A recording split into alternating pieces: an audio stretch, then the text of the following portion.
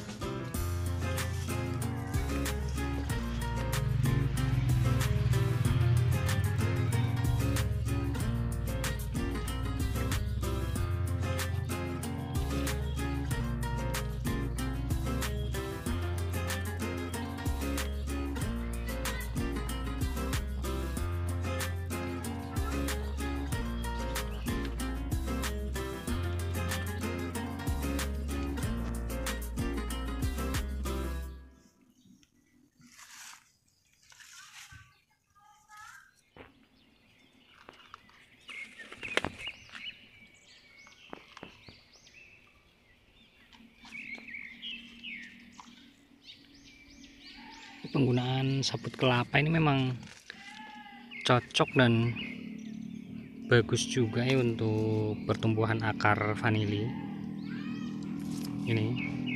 Ini di setiap sabut kelapa yang ditaruh di bawah batang vanili, pasti bagian dalamnya dia ditumbuhi penuh dengan akar vanili. Karena akar vanili dia membutuhkan tempat atau media yang lebih lembab dan sabut kelapa ini dia mampu menyimpan air, jadi bagian dalam dari sabut kelapa ini kalau kita taruh dengan posisi tengkurap, pasti bagian bawah ini dia akan selalu lembab. Jadi akar vanili akan selalu mengejar ke media yang lebih lembab. Ini akar yang di dalam sabut kelapa tadi. Kita tutup kembali.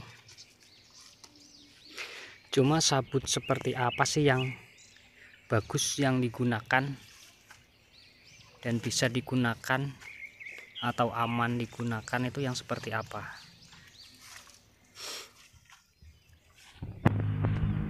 Nah, ini di sini saya ada contoh sabut kelapa yang bisa digunakan dan belum bisa digunakan. Ini seperti dinding ini sudah dipasang. Ini sabut kelapa yang sudah lapuk seperti ini. Ini yang udah kurang lebih 1-2 tahun kemungkinan, dari mulai dia pertama dia ngupas, dia ditaruh di lahan, kena panas kena hujan, sampai 2 tahunan ya. Jadi dia udah lapuk, udah seperti ini, udah rapuh. Ini yang bagus digunakan untuk vanili. Kalau menggunakan sabut kelapa yang masih baru seperti ini, kurang dari 1 tahun, dia masih bisa dibilang baru, masih bagus, belum lapuk ya. Kalau kurang dari 1 tahun itu belum bisa digunakan. Karena apa? Ini ketika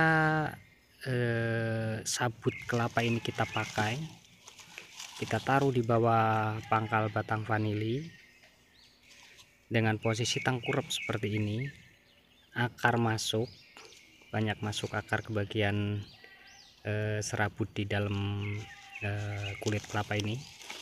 Jadi masuk ke bagian ini, sela-sela serabut ini, pasti akar ini akan penuh di bagian sini.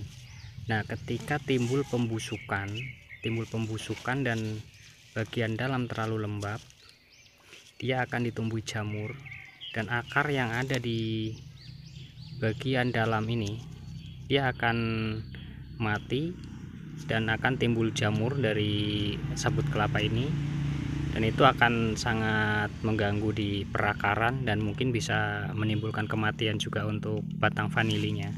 Atau mungkin walaupun dia tidak mati, tapi kalau akar itu sudah terserang jamur, dia akan merambat terus sampai ke bagian pangkal akar, dan akar itu akan putus, akan mati di bagian pangkal-pangkal seperti ini nih. Dan dia akan, si batang ini kalau tidak mati, dia akan menumbuhkan akar baru dari ruas yang di atas permukaan. Nah, akar baru itulah yang bisa bertahan menghidupi yang bagian atas, karena bagian akar yang ada di dalam tanah yang tadinya sebagian masuk ke dalam sabut kelapa ini terserang jamur, mati dan putus sampai ke permukaan tanah, sampai dia terlihat di atas permukaan tanah itu pasti mati dan akan tumbuh akar baru. Nah, itu akan menimbulkan batang vanili itu nanti menguning sampai dia akar baru yang tumbuh dari bagian atas itu tumbuh lagi sampai menyentuh ke tanah, sampai dia agak tua dan bisa mencari nutrisi untuk mencukupi kehidupan yang di atas, baru batang vanili itu akan bisa sehat kembali. Cuma itu akan sangat memakan waktu ya, yang seharusnya pertumbuhan bagus dia terhenti pertumbuhannya karena akarnya mati total.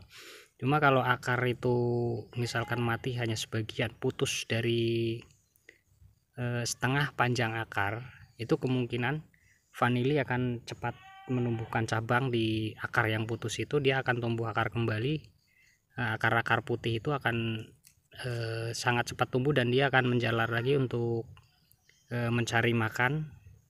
Cuma kalau kita nggak teliti,